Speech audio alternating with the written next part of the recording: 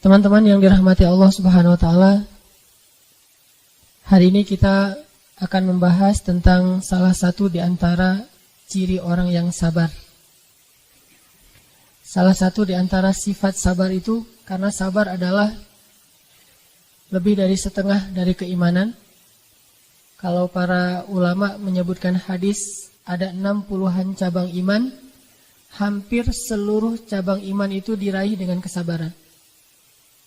Hampir seluruh cabang iman itu, atau bahkan seluruh cabang iman itu diraih dengan kesabaran.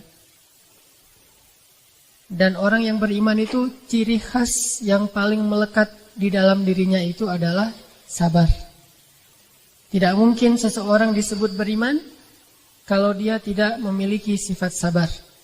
Dan sifat sabar yang paling jelas dan paling tampak itu ada pada diri orang yang beriman. Sehingga kalau kita membaca ayat-ayat tentang bagaimana Allah menguji seseorang keimanannya benar atau tidak, selalu ayatnya itu tentang bagaimana Allah menguji kesabarannya.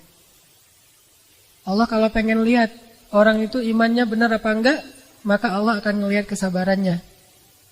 Bukan dilihat ibadahnya, bukan dilihat lisannya, bukan dilihat penampilannya, hartanya, amal.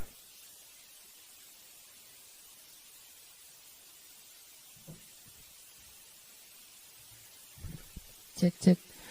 Allah tidak melihat kepada penampilannya, tidak melihat kepada amal-amal yang sifatnya nafilah atau yang sunnah yang dia lakukan, tetapi Allah melihat kepada kesabarannya.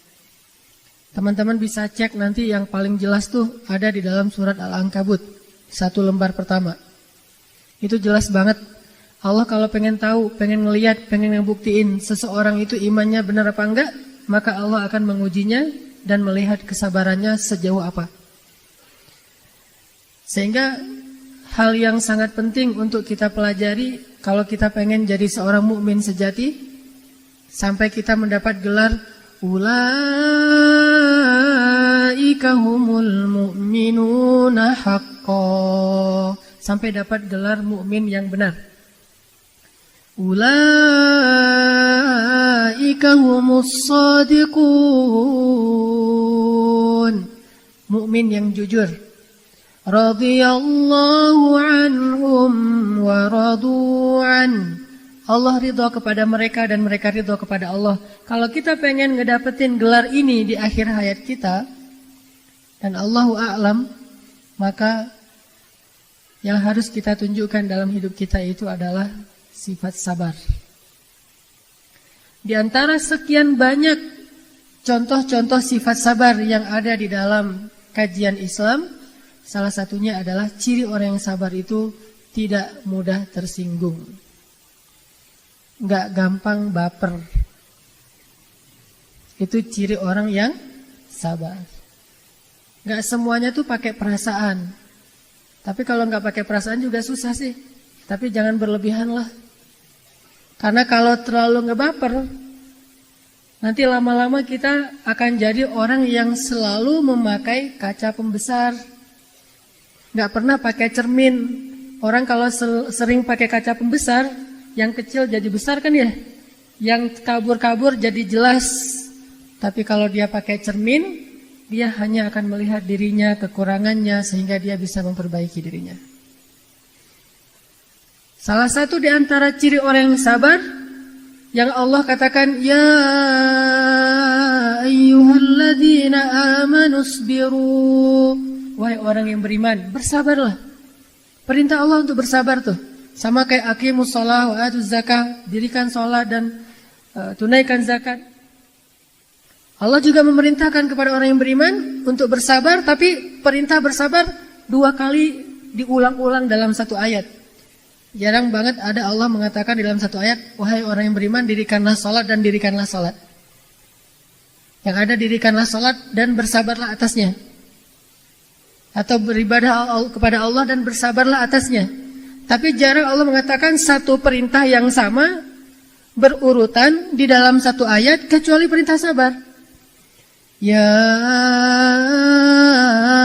ayyuhalladzina amanu amanu sabiru wasabiru. Wahai orang yang beriman, bersabarlah dan kuatkanlah kesabaran kalian.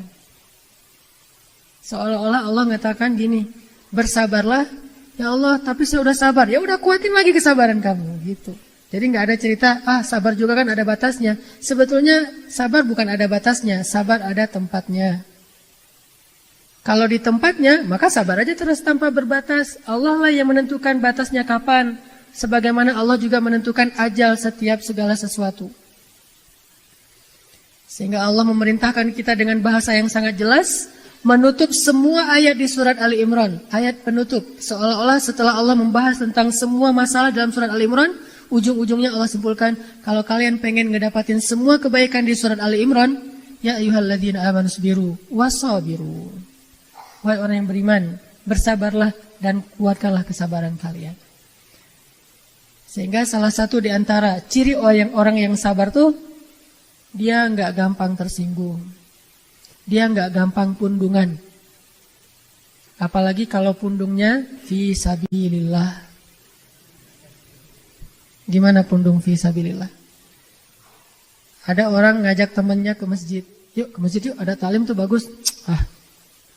Kayak kamu udah pasti masuk surga aja. Ya udahlah, kamu aja masuk neraka sendiri. Udah tertutup hatinya dan segala macam. Udah pergi sendiri, saya nggak akan ngajak-ngajak dia lagi. Dia emang orangnya udah apa misalnya. Kita belum apa-apa ya. Baru ngedakwahin orang sehari 2 hari udah pakai surat Al-Baqarah. Khatamallahu ala qulubihim. Belum apa-apa udah khatamallahu ala qulubihim. Padahal kalimat khatamallahu ala qulubihim itu hak prerogatifnya Allah saja. Kita nggak boleh bilang itu. Ayat itu hanya Allah yang bisa menyampaikannya kepada makhluk, kepada hambanya. Karena cuma Allah yang tahu isi hati hamba. Sehingga kita nggak punya hak mengatakan tuh orang-orang yang kayak gitu tuh, itu udah ditutup hatinya. Khatamallahu ala qulubihim. Jadi kita udah nggak perlu capek-capek mendakwahi mereka. Bukankah Allah udah pasti menutup hatinya Abu Thalib, tetapi Rasul terus mendakwahinya? Bukankah Allah sudah menutup hati anaknya Nuh, tetapi Nuh masih tawar-menawar kepada Allah, ya Allah beri saya 1 hari lagi, 1 hari aja. Mudah-mudahan dia bisa terbuka hatinya. Tapi karena kita pundung fi sabilillah, baru sekali 2 kali kita ngajak teman kita ngajak istri kita, ngajak suami kita, baru sekali 2 kali kita mengajarkan mereka tentang kebaikan, lalu mereka menolak mentah-mentah, langsung kita tidak sabar, lalu pundung dan tidak mau lagi mengajak mereka kepada kebaikan. Apa kata Allah di akhir surat Al-Qalam? وَلَا تَكُنْ كَصَاحِبِ الْحُوتِ. Janganlah kamu seperti orang yang dimakan ikan. Allah nggak mau menyebut namanya untuk menutupi aibnya. Janganlah kamu, ini etika Allah, bukan menutupi aibnya, maaf, etika Allah kepada nabinya. وَلَا تَكُنْ كَصَاحِبِ الْحُوتِ. Janganlah kamu seperti orang yang dimakan ikan. Siapa dia? Nabi Allah Yunus alaihissalam. Kenapa beliau disebut orang yang makzum, orang yang dikuasai amarahnya dan tidak mampu menahan dirinya dari marah kepada kaumnya? Karena beliau tidak sabar terhadap penentangan kaumnya. Dan menurut saya sih wajar banget beliau gak sabar. Kalau kita mah gak wajar. Beliau sangat wajar. Setelah sekian tahun berdakwah, sekian tahun bersabar, dizalimi terus-menerus, akhirnya beliau pundung. Menurut saya sih wajar. Tetapi walaupun wajar, Allah gak rela. Gimana kalau kita yang masih belum sangat wajar? Nabi Yunus berdakwah kepada kaumnya. Yang menentang beliau itu bukan cuma kaumnya, tetapi pemerintahnya. Jadi dari pemerintah beliau diteror, beliau ingin dibunuh. Dari kaumnya yang beliau belain, malah menuduh beliau macam-macam.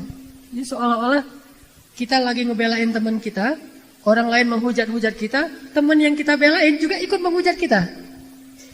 Pernah gak ngerasain kasus kayak gitu? Kita lagi ngebelain seseorang, tapi orang itu bukan malah mendukung kita, malah dia menghujat kita. Akhirnya yang jadi kambing hitam kita sendiri. Ini ujian kalau kayak gini, ini lagi diuji seperti Nabi Yunus. Sehingga akhirnya Nabi Yunus, ya udahlah terserah kalian. Kalau nggak mau beriman itu urusan kalian, bukan urusan saya. Pergi. Perginya juga bukan mau berhenti berdakwah. Perginya mau mencari umat lain yang mau mendengar dakwah beliau. Bukan berhenti berdakwah. Kalau kita mungkin Saya mah nggak mau cari masalah, mending saya jadi pengusaha aja. Saya nggak mau jadi ustadz lagi, ternyata terlalu banyak disorot, jadi orang biasa aja.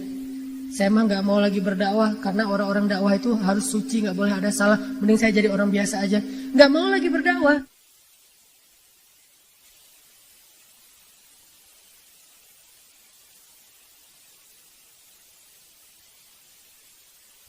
Sabar ya.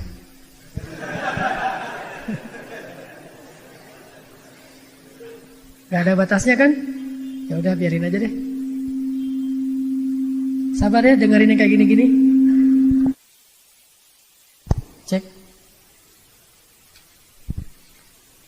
Ya artinya Nabi Yunus alaihissalam bukan beliau mau berhenti berdakwah, bukan beliau nggak mau lagi menyampaikan risalah, cuma beliau pengen pindah ke negeri yang lain, berharap di negeri itu beliau akan ketemu dengan orang yang mau mendengar dakwah beliau. Cuma kayak gitu niatnya.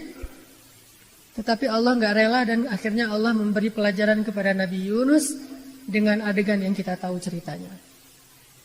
Sehingga Allah ketika Nabi Muhammad SAW agak sedikit melemah dalam dakwahnya, mulai agak merasa, aduh kok gini-gini amat ya dakwah mah. Akhirnya Allah nasihati Nabi Muhammad dan itu ada di surat juz 29 dan wama adraka ma juz 29. Tahukah kita apa itu juz 29? Juz 29 itu seluruhnya surat Makkiyah. Dari Al-Mulk sampai akhir juz 29 itu surat Makkiyah dan juz 28 itu semuanya surat Madaniyah. Artinya apa? Juz 29 ini setiap suratnya turunnya di Mekah. Kalau juz 30 ada Makkiyah, ada Madaniyah. Surat-surat yang lain ada Makkiyah, ada Madaniyah. Tapi kalau juz 29 semuanya Makkiyah, artinya semuanya turun di Mekah. Kalau semuanya turun di Mekah, kita bisa kebayang lah gimana suasana waktu itu. Berarti suasana ketika Nabi dalam keadaan benar-benar diuji oleh Allah dalam awal-awal dakwahnya. Dihujat sana sini, dicaci maki, dicela, difitnah, ditinggalkan orang-orang tercintanya, orang-orang terdekatnya, tinggal sendiri, jatuh miskin, disiksa fisiknya, perasaannya dan seluruhnya dalam kondisi yang melemah kayak gitu. Allah menasihati Nabi Muhammad dengan kalimat wasbir, bersabarlah terhadap ketetapan Tuhanmu. Dan janganlah kamu seperti orang yang dimakan ikan.